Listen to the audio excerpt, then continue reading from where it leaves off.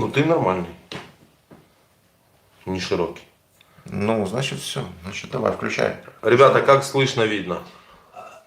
Ты уже запустил трансляцию? Да. Хорошо. Тебя будет видно, если ты рядом сидишь? Да. Достаточно? Да. Хорошо. Ну, все, присаживайся. Так, звук раз. Значит, Посмотри, видно ли? Да. смотрите, в отличие от многих из тех людей, которые мне пишут комментарии, мы сегодня весь день находились в дороге, и заняты мы были не какими-то своими делами, не на кухне что-то у себя готовили, не развлекались, в общем-то, вообще, да. Мы ехали в Николаев, да, я говорю прямо, куда мы ехали. Мы ехали в Николаев. Здесь должен состояться обмен. Ехали мы сюда для того, чтобы этот обмен произошел, потому что рашисты в очередной раз этот обмен срывают. Должно быть обменено 40, более 40 наших ребят, должны быть возвращены домой. Рашисты срывают этот обмен опять уже третий раз. Обмен должен произойти послезавтра. Завтра мы по этому обмену будем записывать аналогичное видео тому, которое мы уже записывали ранее. То есть мы покажем всех рашистов, которые готовы на обмен.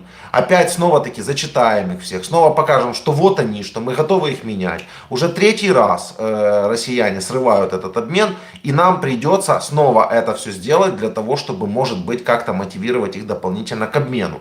Поэтому то, что мы сегодня делали, та цель, с которой мы сегодня провели весь день без интернета, и как мне тут настоятельно пишут, что мы должны были уже высказаться и по Еленовке, и по вот этому человеку, который издевался, нелюдю точнее, который издевался над нашим пленным. Ребята, в отличие от многих из вас, мы просто были отрезаны от интернета и просто ехали для того, чтобы сделать то, что сделать, для того, чтобы снова опять-таки вернуть наших ребят домой.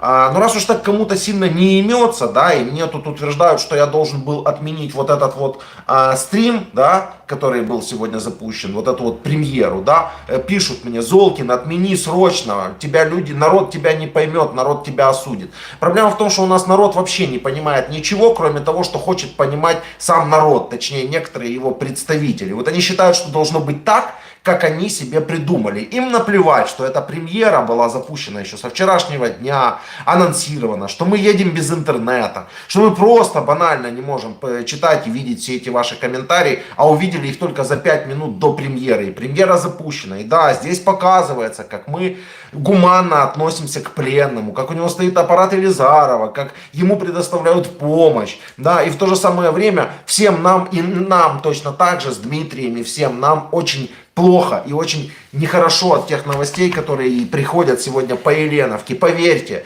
нам так же, как и вам, тяжело это все читать. И нам так же, как и вам, тяжело это все переживать. Но мы делаем то, что мы можем сделать для возвращения наших людей. И опять-таки, и снова-таки, я никого ни к чему не призываю. Я просто знаю, что я не буду уподобляться этим тварям. Потому что если я буду им уподобляться, значит они достигли своей цели. Значит я такой же, как и они. А этого не будет.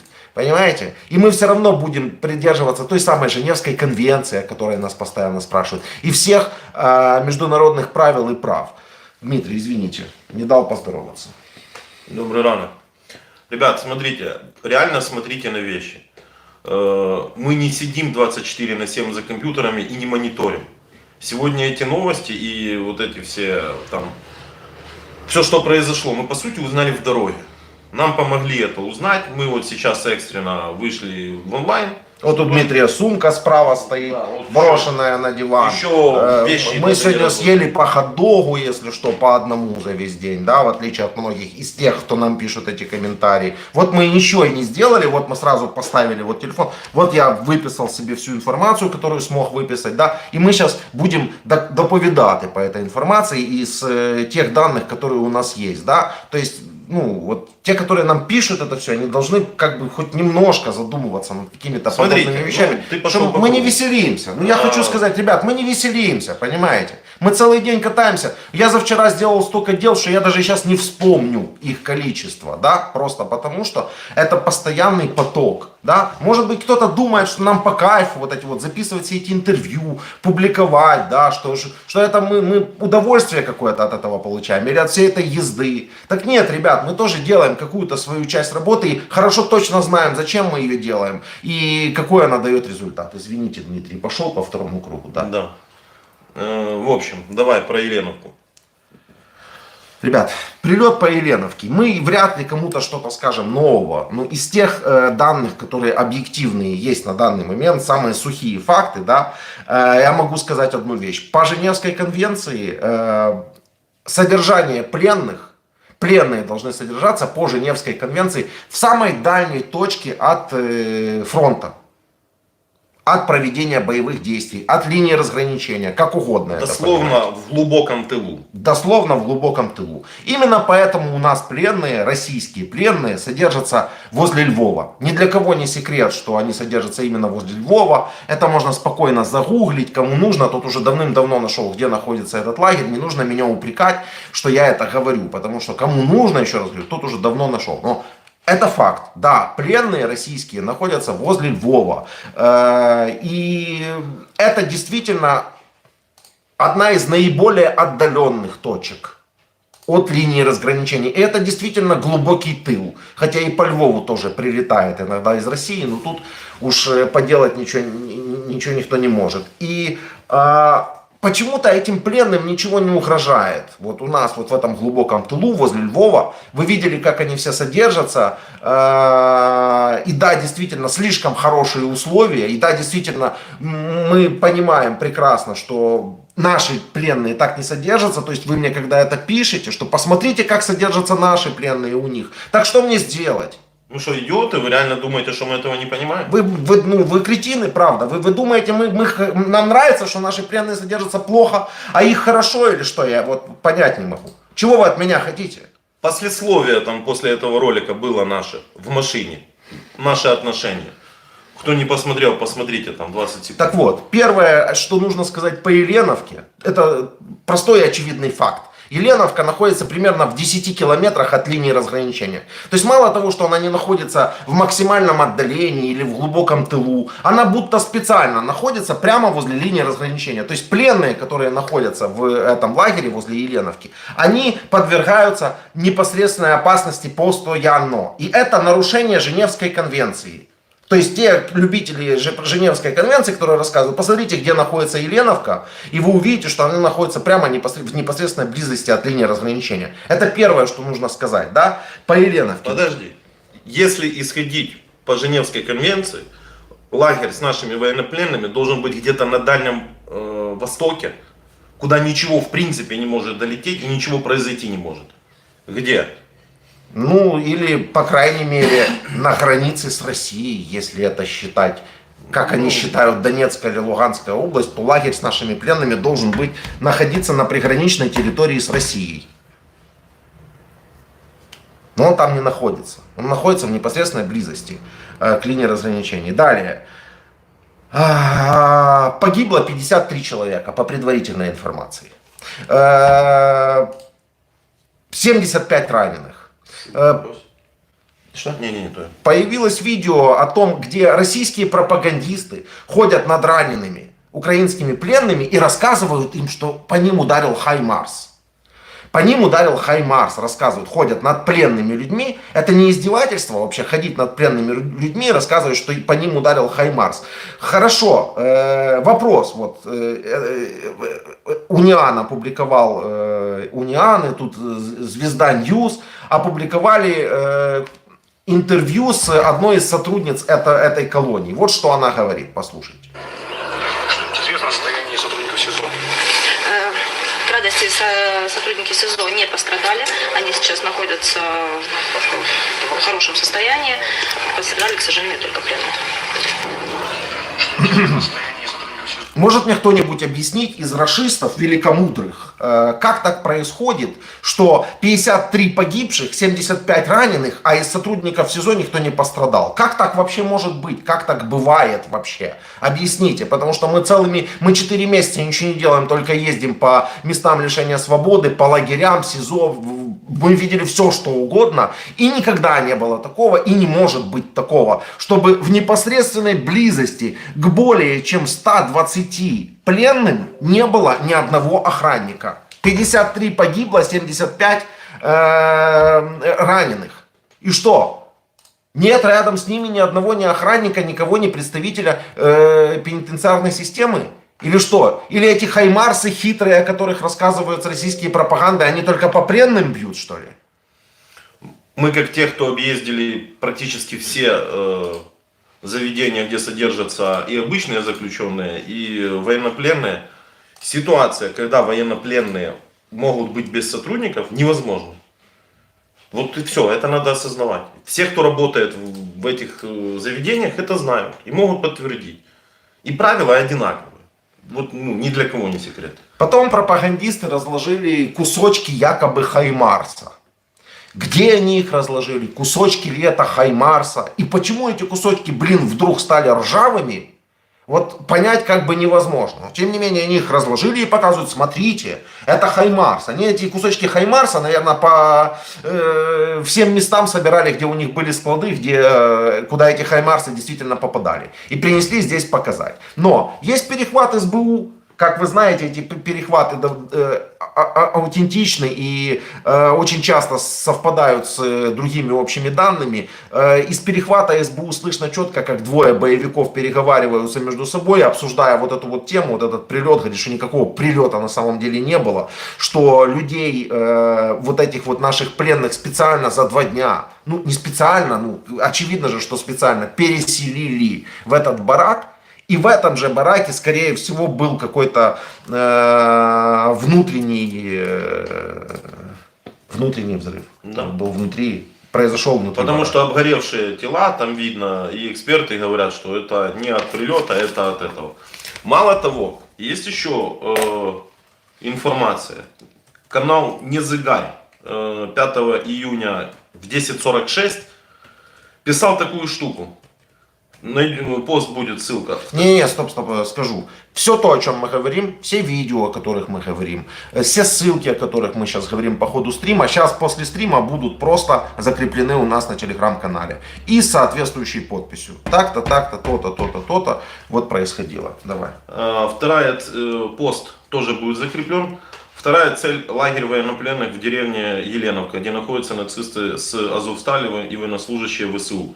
Британцы хотят обставить удар РСЗО как попытку ВСРФ скрыть казнь и пытки над пленными, а после хайпануть по темнику Бучи. То есть 5 июня там уже готовили почву, что якобы хаймарсами будет удар по лагерю. Вы же понимаете, что это бред. Это в чистом виде бред. Эти все ссылки будут. Поэтому это не придуманная история, это действительно так и есть. Следующий момент, это, конечно же, момент, о котором рашисты вопели, кричали, визжали, рассказывали о том, что мы тут якобы пленных кастрируем. Но так за все время никто не смог не дать ни единого доказательства того, что это происходит. Более того, мы сами нашли и поняли, откуда пошел этот слух. Да, у нас есть такой эксперт Друзенко, который никакого отношения к выдаче кому-либо каких-либо приказов не имеет, но тем не менее он заявил на каком-то из каналов, что дал приказ своим врачам кастрировать пленных. Просто чушь и чепуха и бред. Этот человек не может, то есть я не знаю, кому он там в своих снах давал приказы или там в своих фантазиях давал какие-то приказы, понять невозможно, но оттуда именно пошел между рашистов слух, что якобы наши пленные поддаются какой-то кастрации или чему-то такому.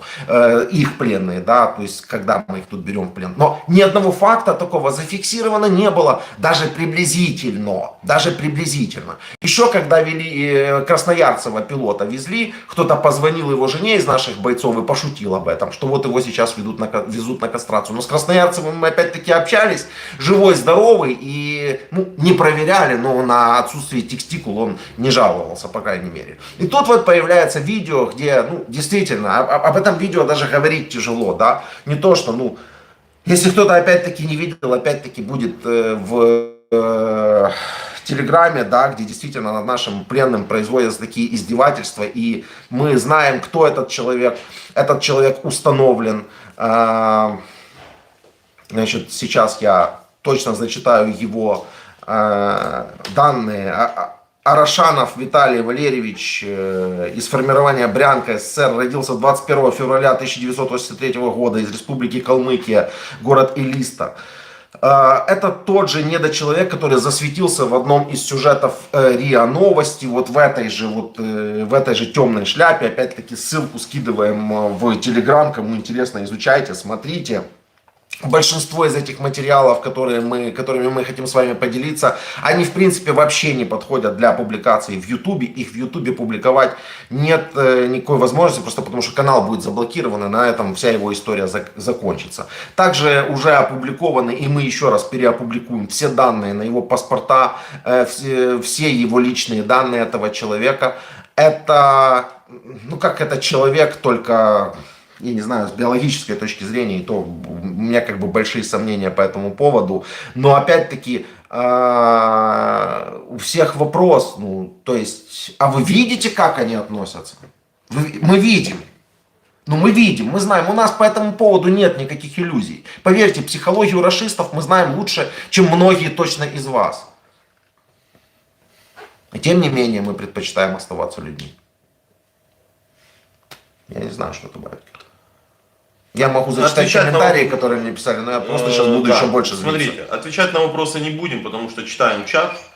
Это экстренный стрим, потому что якобы нас обвинили в том, что мы халтурим, где-то пропали. Да, вот такая тема, знаете, важная. А им пофиг, они там свои эти видосики, премьерчики вылаживают. Еще раз говорю, премьера за сутки или даже за 2 суток уже было это назначено. Мы в дороге, и сегодня везде, не вчера, я говорю, столько всего переделано. Мы же не можем даже, и не можем, и не будем, да, всего рассказывать и давать по всему отчет. Но нас обвинили, что вот мы даже и не реагируем на это. Знаете, такое случилось, а мы вообще не реагируем. Все, ребят, я думаю, кто уже мог понять, тот понял. Мы только приехали, только добрались. Знаете, можно мы хоть сумки разберем? Потому что завтра нам нужно провести определенные действия. Для того, чтобы наших ребят, 40 человек, более 40... 18, по-моему.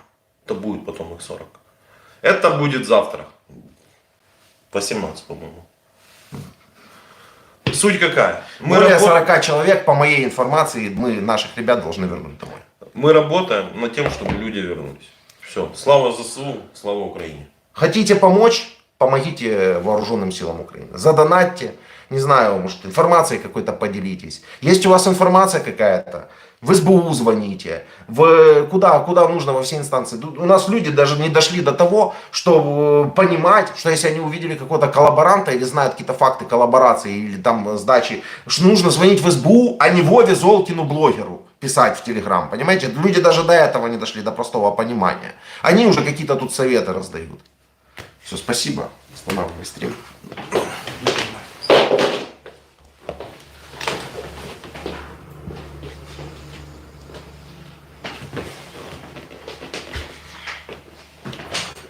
Вот теперь, ребята, я вам предлагаю все-таки поработать над тем,